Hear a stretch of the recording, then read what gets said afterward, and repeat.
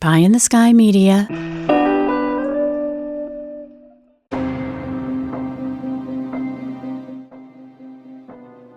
3, 2, 1, and we're live. Hello, Criminal Mischief Nation. Welcome back to another bonus episode of Criminal Mischief with Carolyn and Branden. I'm the Branden of that dynamic. Did you flex? Did you just do some kind of like wonky flex? I did a drum roll. No, you didn't. I did. No, I did a drum roll down here on the desk. I'm Branden of that dynamic duo, along with the great Carolyn Osorio. Carolyn, how are you? Because I got an easy feeling. Ooh, because you saw the Eagles in Vegas. All right, do you have the set Yeah. list? Can you share the set list, please? Oh my gosh, it was so second row. Second row. Shit. How'd Don Henley sound? Was he great? He sounded amazing. He Did was he wearing do this any of like his solo stuff? Did he do like he Boys of was Summer? he did. And he was Oh, and it my was so favorite cool because song.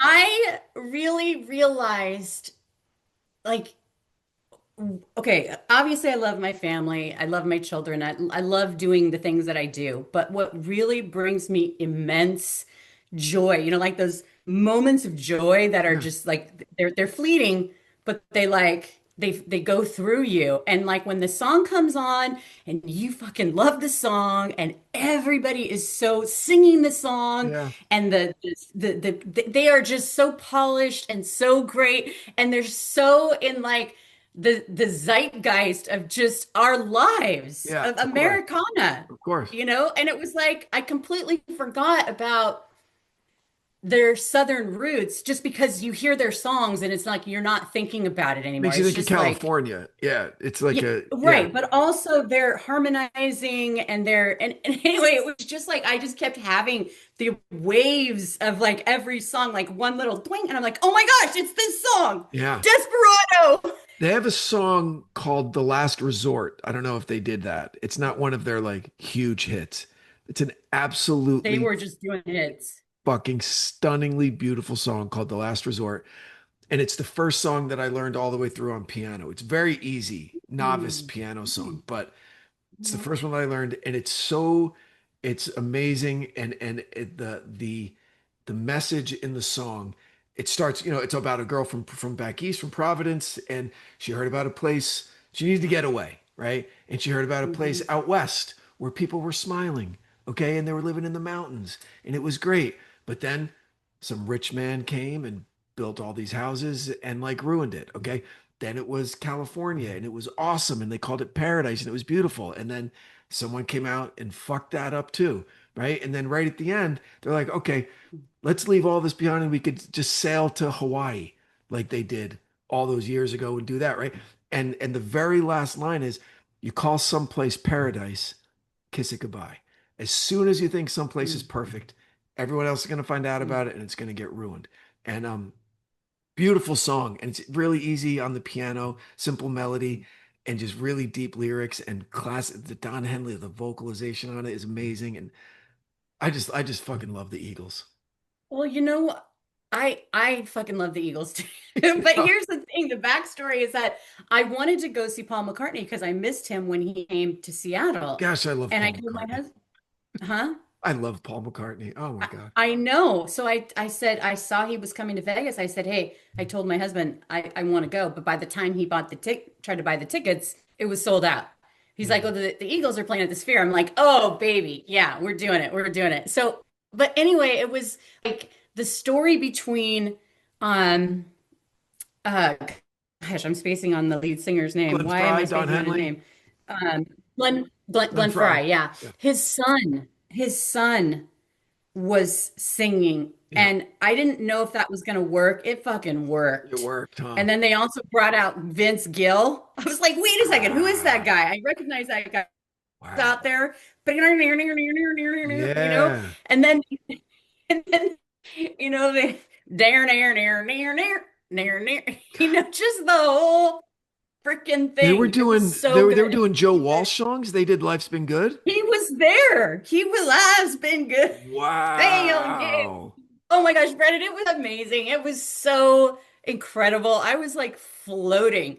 I was My floating out of there. goodness. They're still playing. You can still go see them. They're Yeah, I might. I awesome. want to. I was driving around today picking up the kids and I had 80s on 8 on Sirius XM on and in a row it was a Queen song, a Prince song, and then a Bowie song.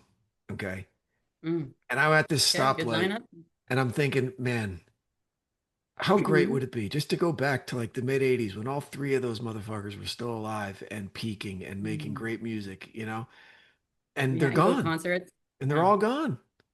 Well, I don't want to think about that. It I was don't know, really but sad. that's like look at the body of work just from those three, right? I know it's incredible. I know. So that's why you should go see the Eagles because I've they're seen not them. I saw young. them when I was a kid, when I was like 20, the Hell Freezes Over tour in like the mid 90s. I saw them there. Okay, well, they're not getting any younger. They sounded amazing, but they were all like, and this always like gets me the musicianship, Oh, they're the maestros, the man.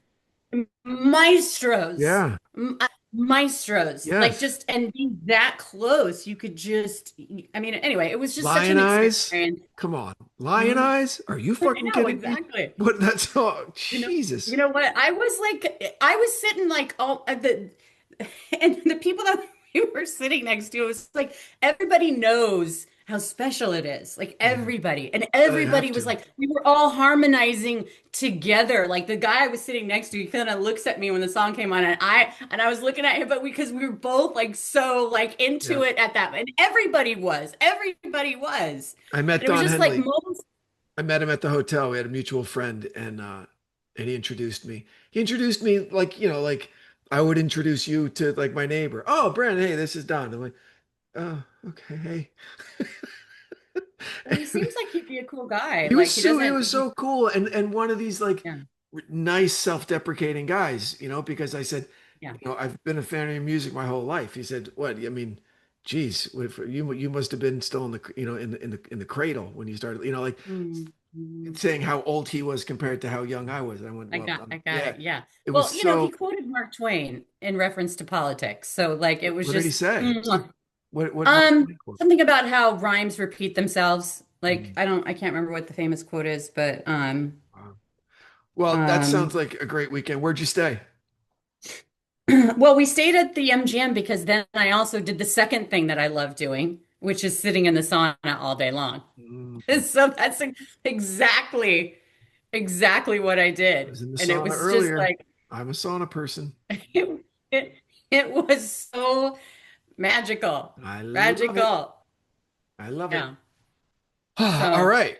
Well, glad you had a good let's get weekend. to Bobby Chacon. I also love the Eagles. Yes, Bobby Chacon. Okay. So he is obviously retired because he has no qualms whatsoever about really about saying, hey, law enforcement and media on the whole are racist. Basically, is what he was saying. He didn't say the word racist. He used the word race a few times, but he's saying like Chandra Levy's a cute white girl and she got all the media attention, and this other woman is Asian, daughter of immigrants, and no one gave a shit. Like that's the takeaway from this whole episode that he Well, I painted a don't very, think that very it's stark picture of that. I And I don't think that appreciate it's breaking news. I don't think that's news. I think, I don't think it's breaking people news either. I think it's breaking news hearing it from someone who lived it for an entire career and is admitting it. yeah. Because that means he was And part I of the think problem that for a while. and that's no, I don't think so because he said what I didn't include was that, his father was from Spain. Like his father was an immigrant as well. And so Mhm. he identified with the difficulty and but I don't he I don't he- I do not believe based on my interview with him, which was, an hour long, that he was part of the problem. He was frustrated by the problem. Okay, all right. All right, maybe that's in no way was I intimating that he was racist in how he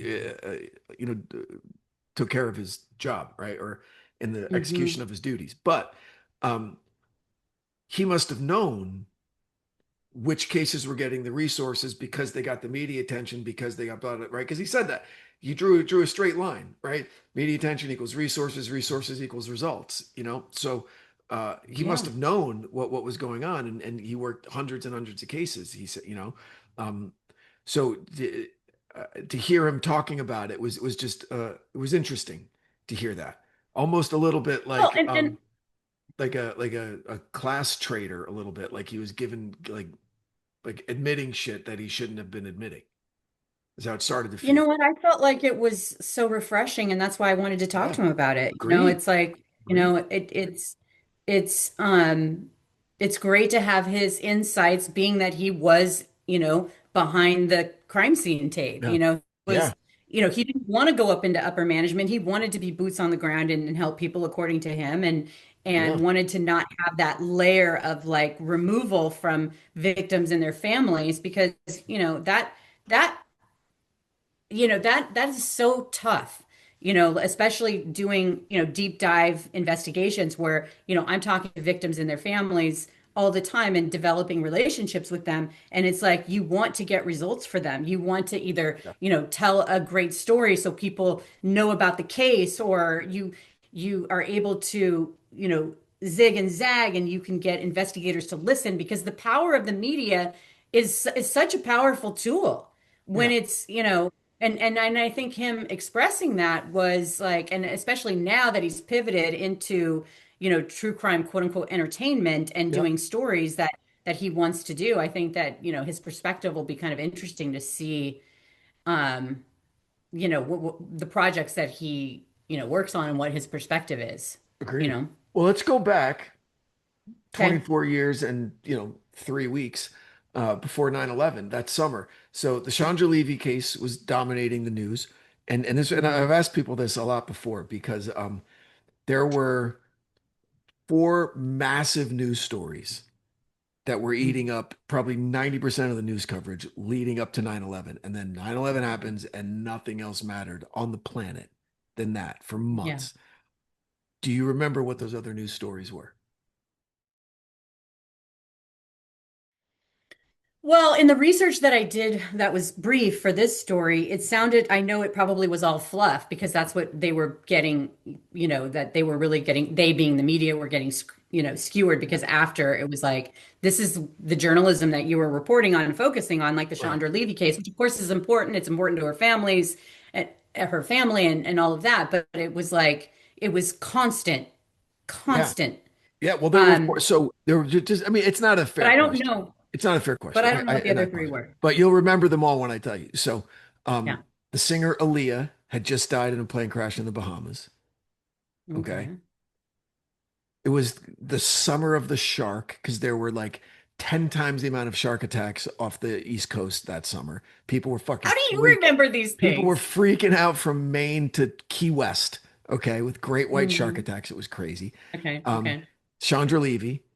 And okay. then the other huge one was like that fucking 20-year-old kid who snuck onto the New York like Little League team and was a pitcher. He wasn't 20, but he was like 16. And they like went all the way like to the finals before he got found out. And it was this huge scandal in sports. So that crossed I over. That made didn't that know was leading that. ESPN and leading like the nightly news. Yeah. And I was How following did all those how do stories. you how did you know all of these cases? Like, how did you know? I just happened to be in the Bahamas that summer. So I knew about Hmm. the Aaliyah crash and I knew about all the sharks, okay, because that's like Like, right this where is such a like random it was. I factoid. know it was just weird. It was weird. And I'm a huge sports fan, so I'd watch ESPN all the time. And I was Mhm. rooting for that Little League team from New York. And I was like, that kid has a mustache and he's like 6'3", like 220. There's no way he's 11. Okay. Hmm. And he wasn't. He was like, Where were you when you first found out about, the 9/11, when you were watching it on TV like everybody else? And I know your brother was no, I was in like, LA. where I was I in know, LA. what were you doing? What were you I was doing? sleeping. I was Oh, you were sleeping. sleeping. Yeah. And then one of my best Sleeping. friends at the time, this kid Joey, called me and he goes, "Wake the fuck up, man. We are at war." And I went, "What the fuck are you talking about?" Right. And I get up and I'm going to turn on the TV. I went, "Holy shit." And I turned on the TV and what was happening then was Flight 93 had just crashed in Pennsylvania. It had just gone off the Mm. radar. So I missed the first two. I missed like like all of that. And that was the flight that my brother was supposed to be on. That's when I Oh had my that gosh, like every time. that fucking movie moment where I looked down at my notepad for the day and like flight information for Blue, UAL, United Airlines 93, EWR SFO, so Newark to San Francisco. Yeah. And I went, this is, and like I went like numb, and So did you call your mom? you couldn't get a call Because you back also, east for hours because oh not my everyone had God. cell phones. The cell phones were still nascent. I mean, they were out there in 2001, but not like today. Everyone was still Mhm. landlines were like the thing. I didn't have a cell phone. My mom didn't have a cell. My brother, no one had cell phone. Took forever to get a line back there. And when I finally did, like I was trying to, look, I was looking at a map. Can I drive back there? How long could it take? Because I didn't think I'd ever get a phone or whatever. Um, and then it I rang, and bet. my brother answered the phone. Oh, Yeah. I went, what the actual fuck is going on?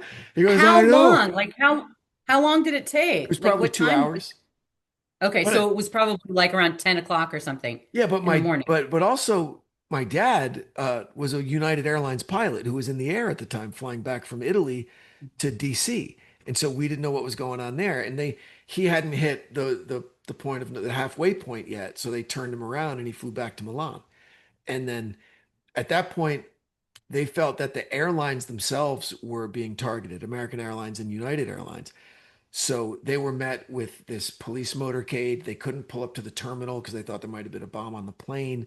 They had to evacuate the jet. Everyone went into these armored like personnel carriers, and then the pilots and the crew were like whisked away to this mountain like secure like location. Like it was crazy. It was really crazy. Yeah, Wow, yeah. It was that's a rough time. crazy. It was rough. That But was. so to Bobby Chacon's point, I had no idea about the story about Joyce. I'd Hmm. never heard of it. I'd never Yeah, heard of I it. know, me neither. And I knew everything about the Chandra Levy case, and I knew nothing about Joyce's case. And one issue that I had with this was I felt like it was a little bit of a stretch that they tried to connect the two. Because don't like serial killers tend to stay in this Really? don't serial killers tend to stay in the same ethnicity and stay in the same kind of MO and stay in like Joyce was walking home, Chandra was out like jogging. That's different MOs. There's a lot of different stuff going on there. It just seemed like a stretch I because they were mean, both the same age and lived in the same town. they both went to the same Starbucks. They also were both petite, brown hair. They were both, attractive. They were both, you know what I mean? Like there was more similarities just than, what you just described. There were a lot of things that they were, finding out, but when Right. that, law enforcement captain or whatever his title was announced that it could be a suicide, I mean, you just felt so That's a like, guy under I pressure mean, to clear cases. It's bullshit. it Yeah, I is know. totally Terrible for the families, for everybody. I mean, just yeah, that's ridiculous. There's no real excuse for that. But but absolutely yeah, not. yeah. But have they determined that the cases weren't connected? They were not connected. Right. Okay. They were not connected based on these jailhouse snitches and all that stuff. Like, Yeah. even though they had a problem with the Guandique, who was responsible or charged with, but that charge was, that conviction was overturned for Chandra Levy, Yeah. based on that witness. But the other two guys, they never got prosecuted. But it sounds like, I mean, who knows if that evidence was, I mean, the family is convinced that they are the people based on, and I'm sure they're given more information than what the average Joe public is Yeah. given, you know. Yeah. So what where did Bobby work out of? Was he back east? Where was he? DC the whole time? I think he was out of New York or out of DC, and then he moved around a lot because remember, I talked to him for the Israel Keys case. So that was the serial killer who had all those kill kits. And what he went diving for in that case was not only one of the victims, that poor young girl that was, in That stuff in that the ice, right? That's diving in the ice way up north. yeah, Yeah. right. Yeah. The espresso stand in Yeah. that serial killer Israel Keys Yeah. kidnapped her and oh my gosh, I know. so I terrible. remember that But case. That was brutal. yeah, so like and he would described, I mean, I still can remember it when I was talking to him, like the children that he would find. I know this is tough for everybody to hear, but like how it haunts him, Yeah. and you can of course, you know. Yeah. He said something weird that was like a throwaway that made me like, go, oh my God. We said, I remember every kid I pulled out of the river or pulled out of the water or something like that. He That's what said I'm that. talking about. I know. And Yeah, that's like, how does that? It's that's the so thing. weird. It's not a throwaway. It's not a throwaway. No, Like but it is, it seems to me like how I interpreted that was that's how he has to treat it just to be able to fucking live, right? Having that be your yeah. job where you can say, I remember every one, which means it's a lot. Okay. Well, And to I not think lose your that the fucking reason, mind. well, the reason why I think that, and I understood what you said as a throwaway when you said it, Yeah. but I think sometimes you don't see the full emotion behind Yeah. like the throwaway like that sometimes. I think in this case you definitely did. But what I interpreted that as, especially with his work that he wants to do in the future, is he's living this the he's reaping the sowing of these horrific crimes now, and he wants to draw attention to it because he's passionate about it because he knows what he lives with, Yeah. and I think that uh just saying it in little casual, it's not casual at all. No. But how would you say that without completely, because see, that's the thing about something like that. You could completely turn somebody off in like 2 seconds if you were to be like, really put emotion behind it. Yeah. We're kind of trained, especially men, to be, and I don't want to do the gender thing, but I'm going to do it, is to, boys don't cry, be tough, blah, blah, blah. And it's like, you almost have to say it like that. And that's the training, right?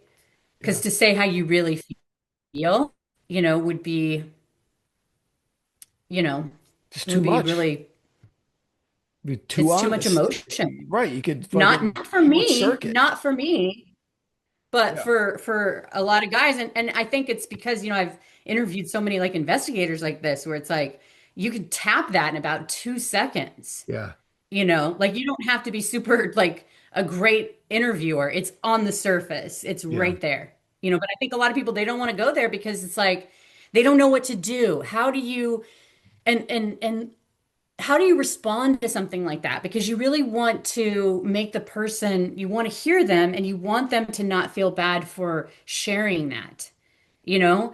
Um, because some people could make you feel bad, if you shared something and then they like had a weird reaction or they were like, "Ugh," like Yeah. that, or just Yeah. something like that would immediately close the person off, And I've found that it's really important to just witness and hear what people say. You don't really have to say anything. You just show that kind of compassion but yeah, I mean, they do the kind of work that you and I would never want to do, Yeah. you know?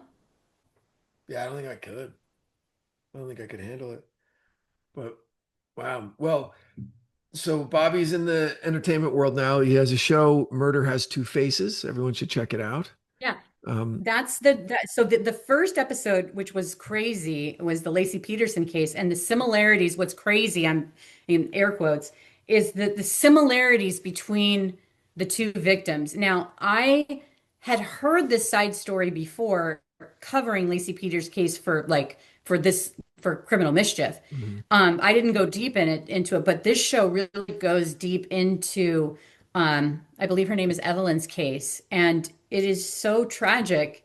And so anyway, he's doing some really great work with these shows, and that's one of the cases. And then Joyce Chang and the Chandra Levy case was another. And then the third one, honestly, I couldn't watch because of the Stolen Voices of Dole Valley. It was another marginalized person who wasn't believed, and because as a result of her not being believed, more women died. And so Yeah. it was like, I can't, I had to just, I couldn't, do it just because of, you know, I need a break from women not being fucking believed, you Yeah. know.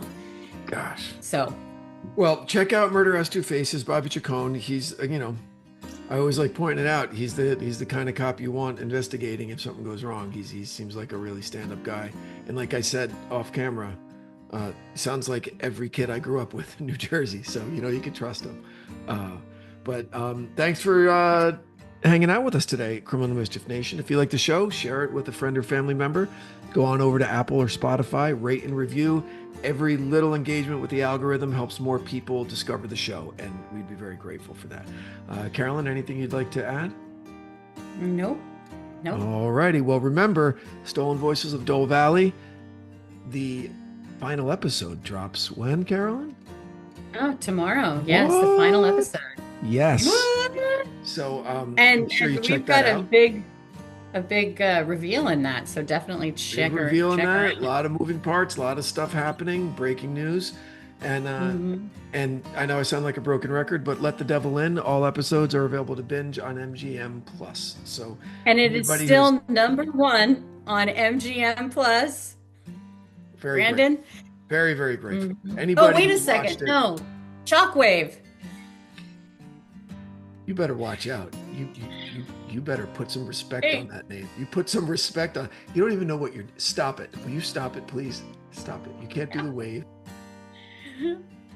Uh-huh. Don't make me upset. You know what? I used to be able to do this when I was like, Okay. yeah, You're doing you this know what I'm now. talking about. Yeah, the Huh? worm, the worm, like on the ground. Yeah. Okay, yeah. This was like before puberty I could do it, and I fucking Sure. did it like a champ. It's great. So Yeah. If I tried to do half the shit I used to be able to do, I'd throw a hip and I'd wind up in traction. So it can't. okay, really- stop. Okay, Shockwave. But listen, All right. anybody who took the time to subscribe to MGM Plus because they heard it here and to watch the show, I'm very, very grateful for that. Thank you. So available to binge if you haven't watched it yet, and as of tomorrow, every episode of Stolen Voices of Dole Valley will also be able to binge, and it would be a hell of a binge. So check it out, everybody. Until then, All right. stay safe out there. See you next week. Bye. From Pie in the Sky Media, Criminal Mischief is an EVO production, recorded live in the beautiful Pacific Northwest. We're produced by Brandon Morgan and myself, music by Soundstripe. For EVO Creative, I'm Carolyn Osorio, your writer and host.